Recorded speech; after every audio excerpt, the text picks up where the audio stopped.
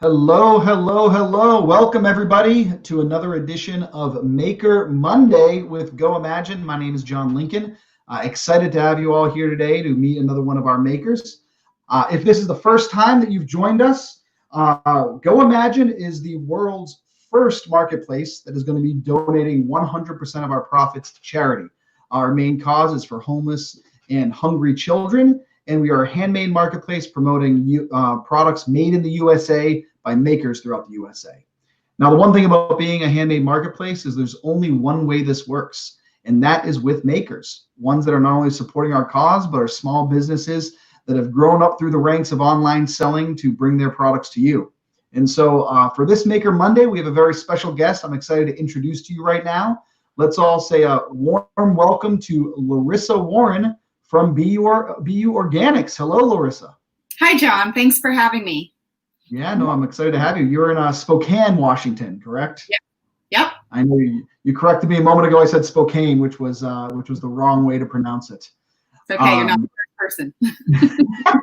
Well, I'm very excited to talk to you on a number of fronts. When I learned about your story a little while ago, I love the story that hope you're going to be sharing with everybody here today. I love hearing about right now you're in your own shop, which we're going to hear about soon, which is just an exciting thing. But let's just start at the beginning. BU Organics. What got you into being a handmade artist in the first place? What brought you to the point of being an online seller doing handmade cosmetics? Well, those are kind of two different things. When I started the company, I had no experience shipping. I had absolutely no experience being online. But making things from hand and from scratch, I've been doing my whole life. So that was something I was accustomed to. I was raised very holistically, and we made everything from scratch growing up. We made our clothes from scratch. We made our food from scratch. We weren't allowed to have anything store-bought. So making things from scratch has been something I've always done, something I've always preferred. You know, when you know what's going in your product, whether it's food or product or whatever, if you know what you're putting in there, then you know what's in it. So it's just been something that, you know, I prefer to cook at home. I prefer to bake at home. And it just led into my own skincare and makeup. And it's just kind of started off as a little test, and the adventures just kept going. All right. So you think it was more the childhood influence, the fact that your family did everything. Now, was it mostly your mother or your father or both that were really big into My biological mom was a farm girl from the country. And one of the reasons we were raised to be so aware of what was in our products is they have a very rare form of colon cancer on my mom's side of the family. So we were raised from a very young age to read ingredients on everything. We weren't supposed to have processed food. We weren't even allowed to have sugar. We had honey instead of sugar and everything. We were vegan. So just very, very aware of ingredients. We were actually raised not to wear makeup because of all the lead, everything and ingredients that you don't want. So yeah, I grew up in it. Interesting. So I'm sure we're going to get into this, but you were raised not to wear makeup, and you now run a makeup company. And I'm sure we're about to learn more about how yours is a little different. But so I guess with that said, you know, obviously it sounds like you grew up in a handmade family. Yes. Why cosmetics though? And I'm leading you here because I know a little bit of your background, your story that led you to that. But could you tell everyone a little bit why you ended up wanting to do cosmetics in particular? Sure. So the story of the company kind of started when I was 16. I was hit by a drunk driver, and I actually went through the windshield of my car before my seatbelt locked and pulled me back inside the vehicle. So what happened is I turned my face from the impact, but this whole half of my face was ripped off in the car accident. And the picture that you're about to scroll down to, you can actually see where my head went through the windshield. But that is after about 5 reconstructive surgeries. I was in the hospital for over a week. Wow. Yeah, I was in intensive care. I was in the hospital for over a week while they put my face back together. I was pretty mangled. So that was after I was released and after 5 reconstructive surgeries, that picture you're seeing there. And so after that, even though I'd been raised not to wear makeup, after that, of course, I'm 16 years old, a junior in high school, I wanted to hide the scars on my face. And so I started wearing makeup. And, you know, I I laugh and say that the Macy girl counters and Sephora girls, they would see me coming from a mile away, and they would shove as much product on me as they could. And I would buy it, and my mom would buy it. You know, we were all just trying to do whatever we could do to help me feel normal, you know, prom and homecoming and all those things, that pictures, and it's so important how you look. Right. So through all of that, what I discovered was I had extremely sensitive skin, and piling on all the makeup and skincare just caused my face to become inflamed. And I had boils under my skin. I had cystic acne. It was horrible. And at one point, my mom asked me, I wasn't wearing makeup, and my mom asked me one day if my face hurt because she said it looked painful.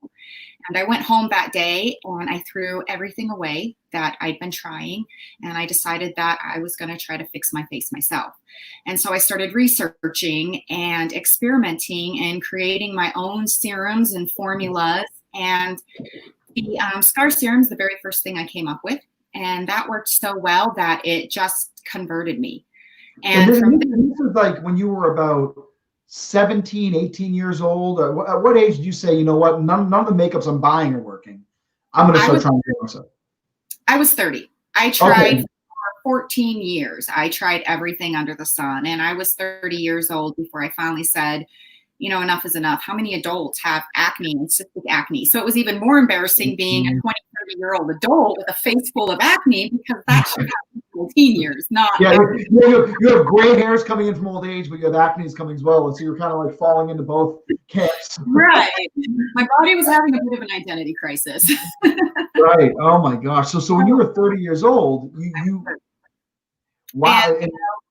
Yeah, it started with skincare, and then I realized that my skin was starting to look better, and I was still usually using traditional makeup. And then I would put traditional makeup on, and it would get into my wrinkles and my lines and my scars, and it would cake, and it would make me look and feel worse.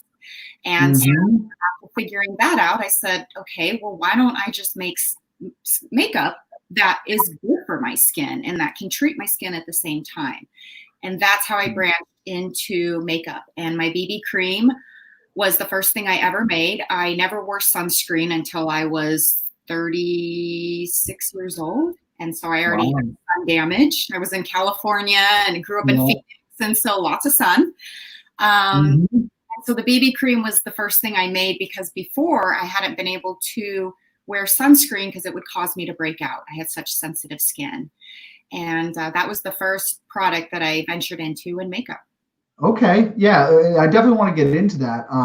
Now, the BB cream we're talking about here, let me go ahead and pull up your store here, because I'm very, very curious about the different things. So obviously everything you get is organic, right? Yeah. So it's all organic cosmetics.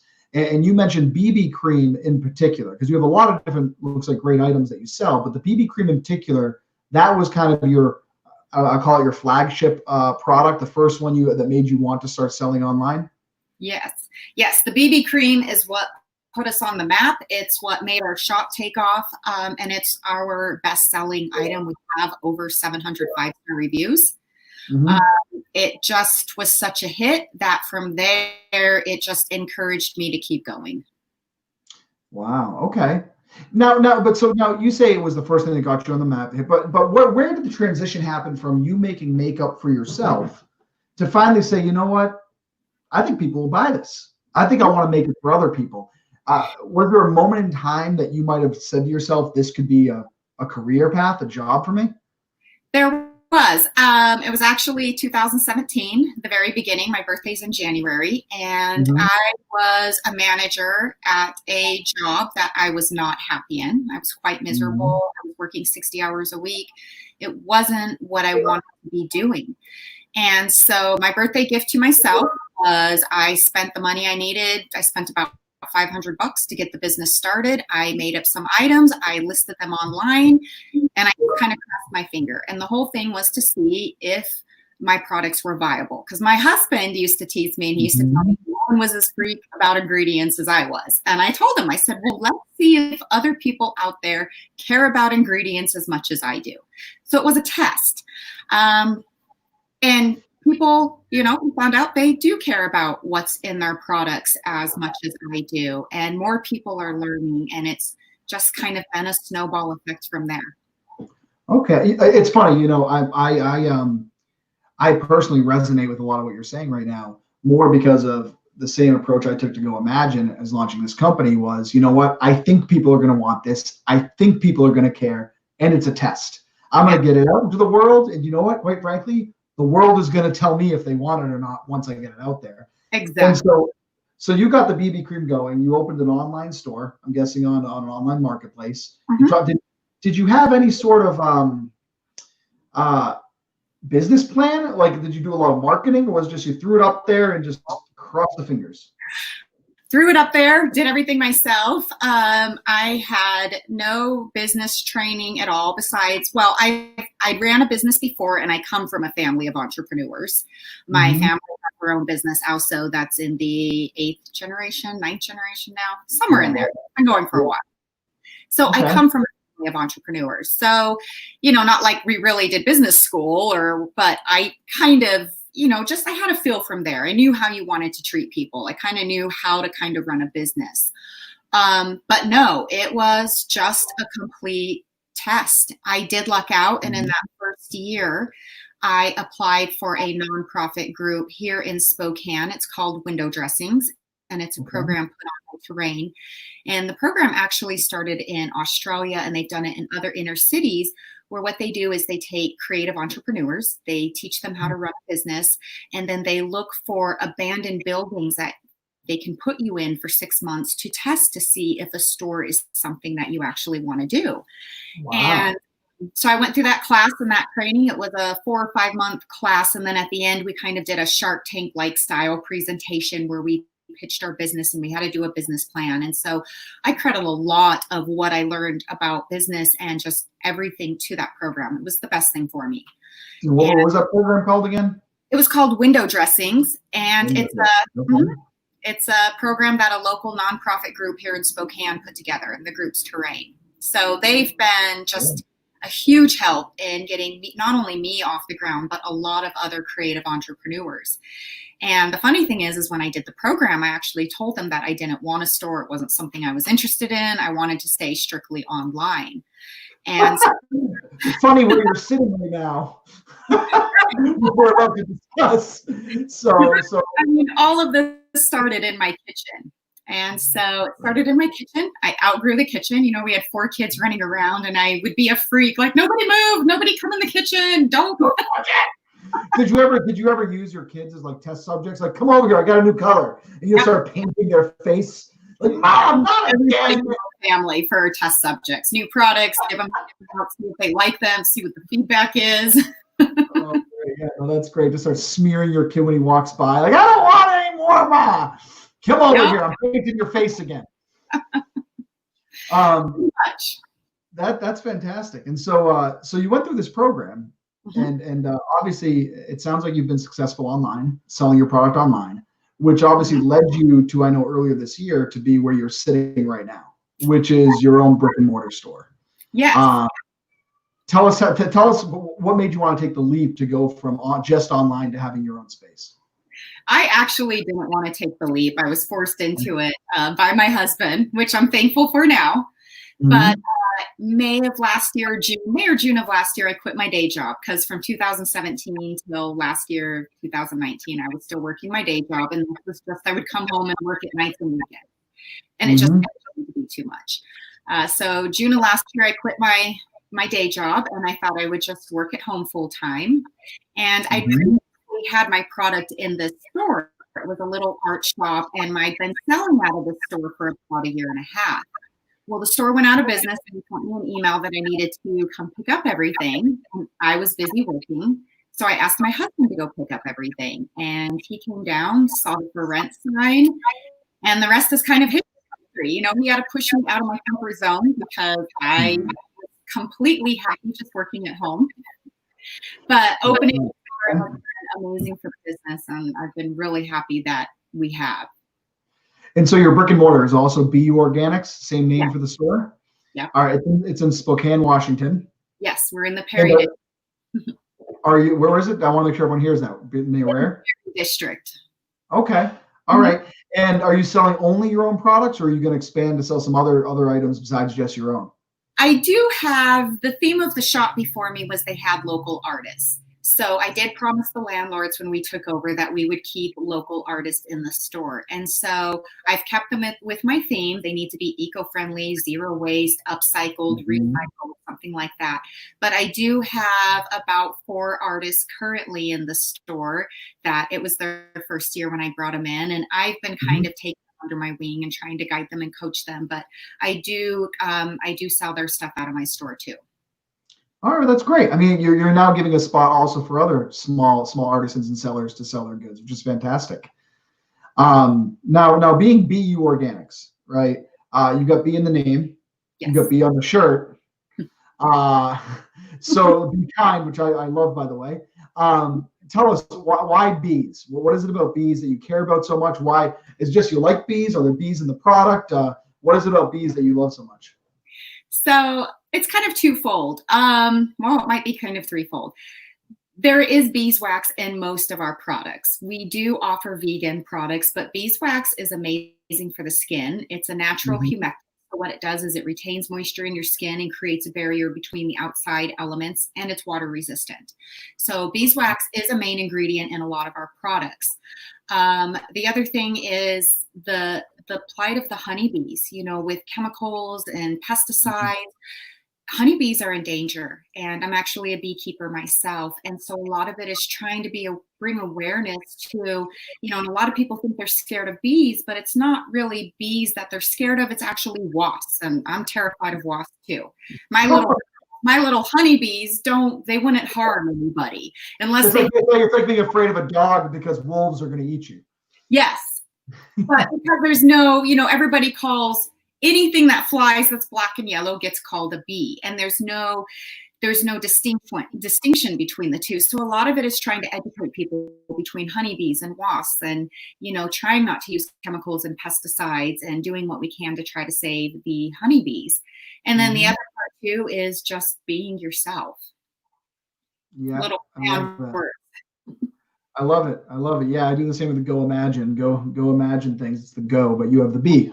Um, yeah, no, that's great. And as I look at this right now, I brought up one of your what is this, a bath bar or a body bar, organic Body body part, bar. part. Uh, Mhm. that you have the B that you actually press into this.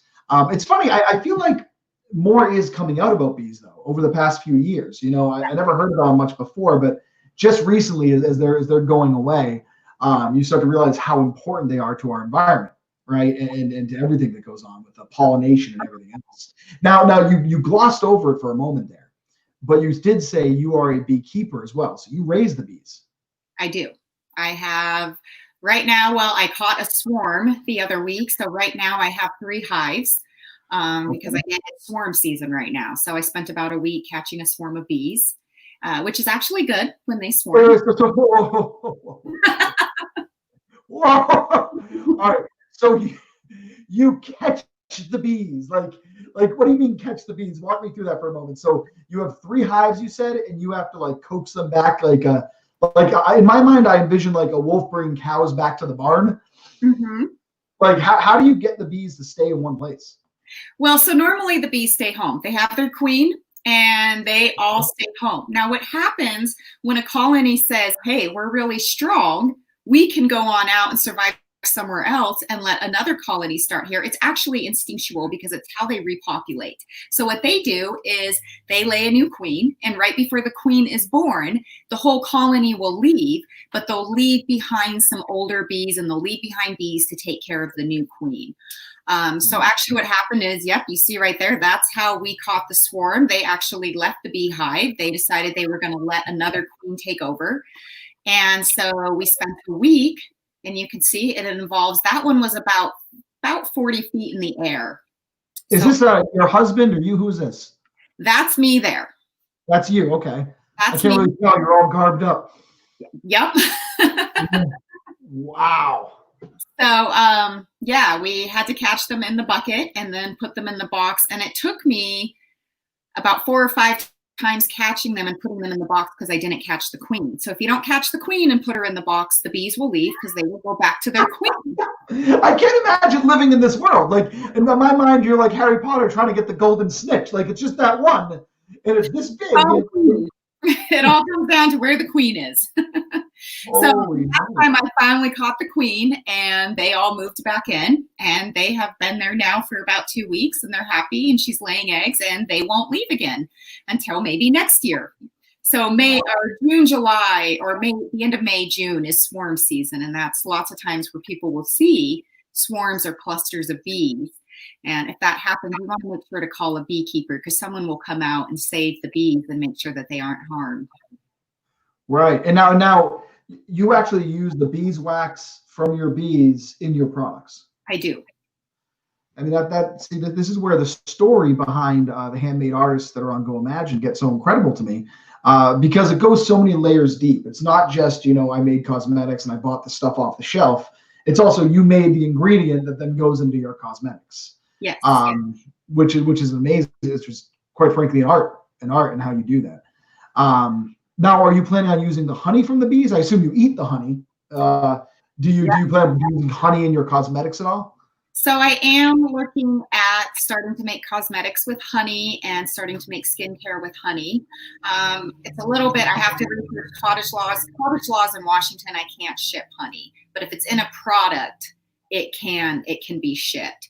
So it's more a matter of just testing it, seeing how it works in recipes, maybe mixing it in with some face masks, things like that, seeing how I can make them work in products.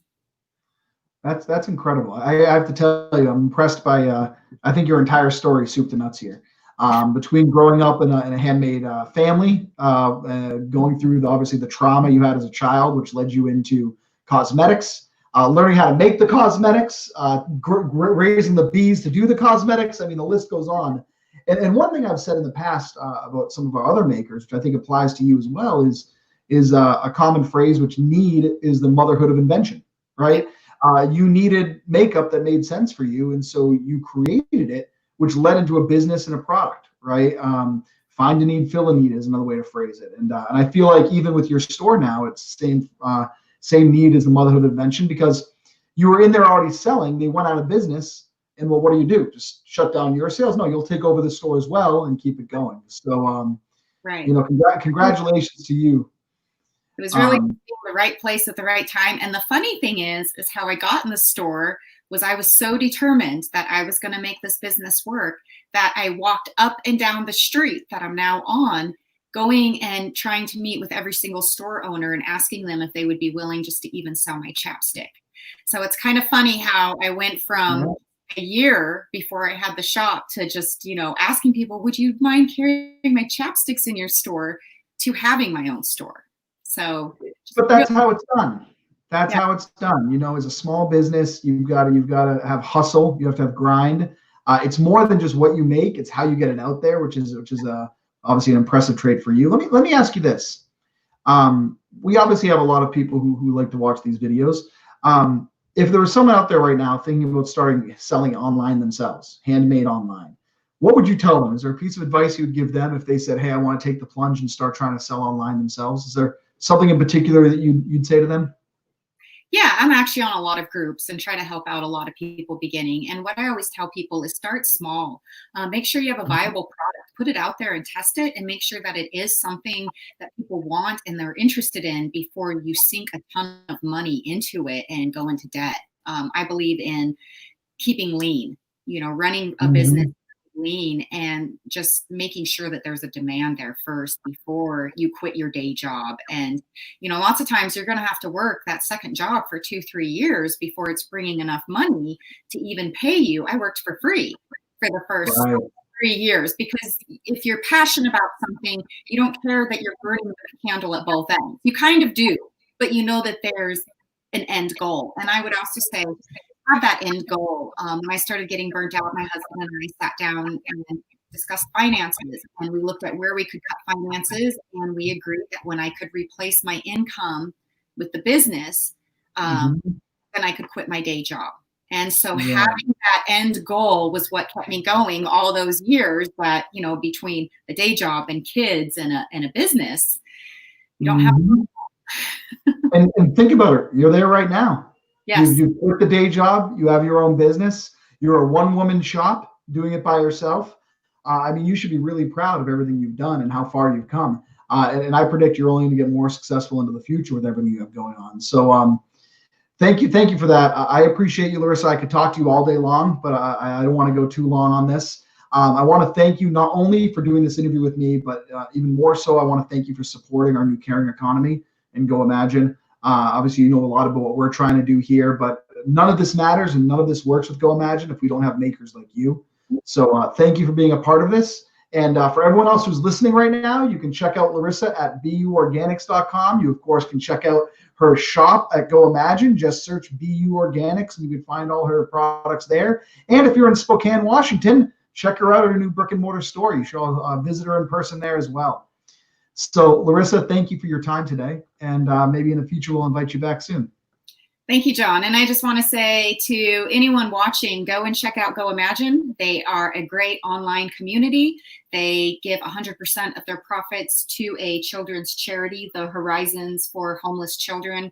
And they're really working hard to help children and women in need and to make a change. And we should all be supporting them. You heard it from her, not me. Thank you very much, Larissa. And I will see you online. A pleasure. Thank you, John. Have a great day, everyone. Bye now. Bye-bye.